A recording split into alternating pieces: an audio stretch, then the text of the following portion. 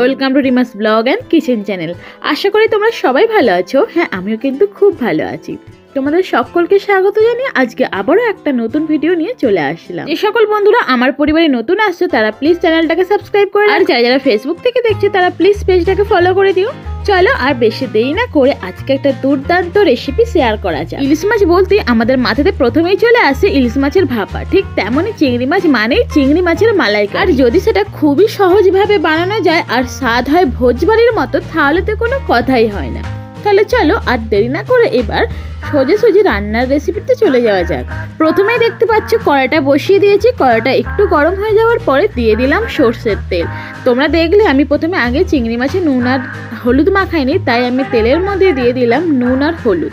এরপর সমস্তটা ভালো করে একটু নাড়িয়ে চাড়িয়ে নিয়ে এক এক করে চিংড়ি মাছগুলো তেলের মধ্যে ছেড়ে দিয়ে খুবই অল্প সময়ের মতো ভেজে নেব। আমি কিন্তু এখন মিডিয়াম আঁচে রেখেছি। এই 1 থেকে 1.5 মিনিটের মতো আর কি নাড়াচাড়া করব। বেশি মাছ ভাজলে কিন্তু চিংড়ি মাছের ভিতরটা একদম শক্ত হয়ে যায়। আমি শুধুই এমনি তেলে জাস্ট নাড়াচাড়া করে নেব। আর আমার সব থেকে কি ভালো লাগে জানো, চিংড়ি মাছ ছাড়া মাত্রই যে এর কালারটা চেঞ্জ হয়ে যায় না, এই জিনিসটা আমার কিন্তু বেশ দারুণ লাগে। আর এটা কোন চিংড়ি মাছ তোমাদের কি মনে আছে? আগের ভিডিওতেই আমি শেয়ার করেছিলাম যে বাজার থেকে 6 রকমের মাছ আনছি, তার মধ্যে ছিল এই চিংড়ি মাছগুলো। এই চিংড়ি মাছগুলোর নাম কি ছিল সেটা আমি জানতাম না, তবে মাকে এখন জিজ্ঞেস করে নিয়েছি। মা বললো এটা গলদা চিংড়ি। এই দেখো, তোমাদের সঙ্গে কথা বলতে বলতে মাছগুলো কিন্তু আমি অলরেডি হালকা করে ভেজে নিয়েছি। এরপর আমি মাছগুলো এক এক করে সব কটা তুলে নেব। আর মাছের যে ওই লম্বা লম্বা অংশগুলো দেখছো, এগুলো কিন্তু মাছের সামনের দিকে যে ডাঁড়া অংশ থাকে সেইগুলোই, এগুলোও কিন্তু খাওয়া যায়। এখানে মাছ তো ভাজা হয়ে গেল। এবার চলো গ্রেভির জন্য প্রস্তুতি নেওয়া যাক। এখানে যে মাছের তেলটা ছিল ওই তেলে আমি 1 চামচ ঘি দিয়ে দিলাম। তারপর ঘিটা গলে গেলে দিয়ে দেব গোটা গরম মশলা। তার মধ্যে অবশ্যই থাকছে দারচিনি, এলাচ, লবঙ্গ। আর তারপরেও দিয়ে দিলাম কিন্তু 2টো শুকনো লঙ্কা। এরপর এগুলো একটু ভালো করে ভেজে নেব।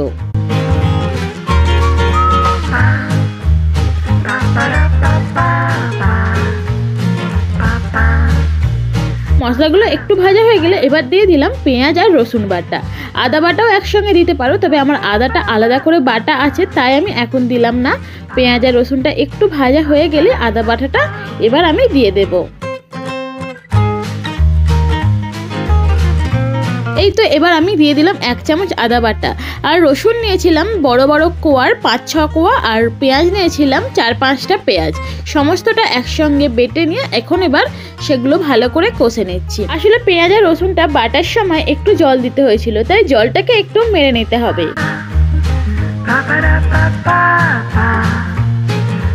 আর এখন একটু নাড়াচাড়া করতে করতেই দিয়ে দেব পরিমাণ মতো লবণ আর স্বাদ মতো চিনি। এই সমস্ত জিনিসগুলো কিন্তু এবার ভালো করে নাড়াচাড়া করে নেব। বেশ অনেকক্ষণ কষে যাওয়ার পর দিয়ে দেব 2টো কাঁচা লঙ্কা, আর দিয়ে দেবো 1 চামচ হলুদ আর 1 চামচ লঙ্কা গুঁড়ো। অবশ্যই ঝালটা তোমরা তোমাদের মতো দিও। আর হ্যাঁ, মালাইকারিতে অনেকে অনেক মিষ্টি মিষ্টি পছন্দ করো, কিন্তু আমি মোটামুটি টেস্টে রেখেছি, মানে খুব মিষ্টিও না, যেরকম নর্মাল ভোজবাড়ির মতো হয় সেই রকমটাই রেখেছি। আর হ্যাঁ, মালাইকারি অনেকে অনেক রকম আরও জিনিসপত্র দাও, আমি কিন্তু ঘরোয়া জিনিস দিয়েই খুব সহজেই এই মালাইকারি রেসিপিটা তোমাদের সামনে নিয়ে আসলাম। এই দেখো সমস্ত গুঁড়ো মশলাগুলো দেওয়া হয়ে গেল। এবার এটা কিন্তু অনেকক্ষণ ধরে কষবো। এই পুরো পেস্টটা কিন্তু কষে কষে কালারটা চেঞ্জ হয়ে যাবে আর পরিমাণটা অনেকটা কমে যাবে, আর মশলা থেকে তেলটাও ছেড়ে দেবে। তোমরা বুঝতে পারলে নিশ্চয়ই, ঠিক আগের থেকে এখনের পেস্টের কালারটা কিন্তু অনেকটাই চেঞ্জ হয়ে গেছে। মশলা থেকে তেল ছেড়ে দিয়েছে। এবার আমরা দিয়ে দিলাম নারকেলের দুধ।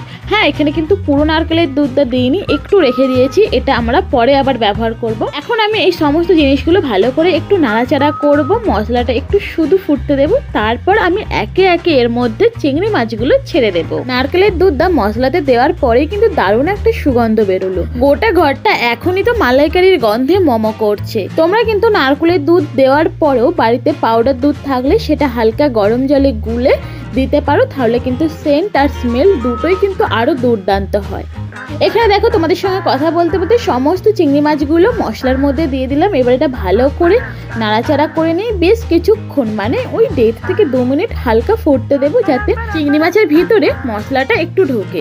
এরপরে যে এক্সট্রা নারকেলের দুধটা রেখেছিলাম সেটাও কিন্তু আমি এবার দিয়ে দিই। লাস্টে নারকেলের দুধটা দেওয়ার জন্য কিন্তু নারকেলের যে ফ্লেভারটা থাকে সেটা কিন্তু পুরোপুরি স্পষ্ট পাওয়া যায়, আর যেটা আমার খুব ভালো লাগে।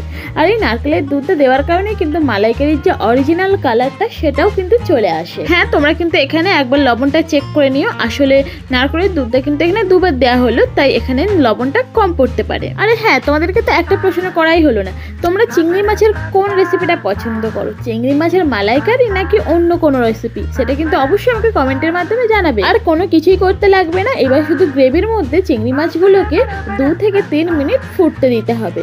আর তারপর নামানোর আগে দিয়ে দিতে হবে 1 চামচ ঘি। আমি এখানে ঘিটা একটু গলিয়ে দিচ্ছি, আসলে যেন শীতকাল মানে ঘিটা একটু জমে গিয়েছিল, তাই চামচের মাধ্যমে ওপরে একটু রেখে ঘিটাকে গলিয়ে নিয়ে তারপরে চারিদিকে ছড়িয়ে দিচ্ছি।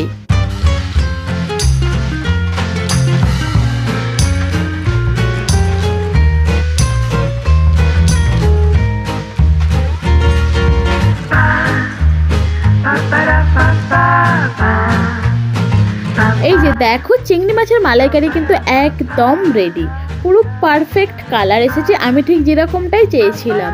আর এটার টেস্ট কিন্তু পুরো ভোজবাড়ির মতো হয়েছিল। এই হচ্ছে চিংড়ি মাছের মালাইকারির ফাইনাল লুক। আমি একটু গার্নিশ করেছিলাম যাতে জিনিসটা আরো সুন্দর দেখতে লাগে। শুধু যে সুন্দর দেখতে লাগছে তা কিন্তু না, এটার টেস্ট কিন্তু অসাধারণ লেগেছিল, যেটা খেয়ে আমাদের বাড়ির সবাই অনেক প্রশংসা করেছে। তাহলে আর দেরি কেন, তোমরাও এইরকম ভাবে চিংড়ি মাছের মালাইকারি বানাও, আর কেমন হয়েছে সেটা আমাকে অবশ্যই কমেন্টে জানাও। আজকের রেসিপিটা ভালো লাগলে লাইক আর শেয়ার করে দিও, আর কেমন লাগলো সেটা আমাকে অবশ্যই কমেন্টে জানাও। যারা যারা নতুন আমার পরিবারে আসছে তাদেরকে চ্যানেলটা সাবস্ক্রাইব করে পাশে থাকা বেল আইকনটা ক্লিক করে দেওয়ার অনুরোধ রইল, যাতে এইরকম ধরনের নতুন নতুন রেসিপি সবার আগে তোমাদের কাছে পৌঁছে যায়।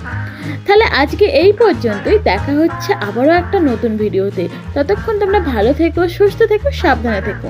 দেখা হচ্ছে নতুন একটা ভিডিওতে। আজকের মতো টাটা, বাই বাই।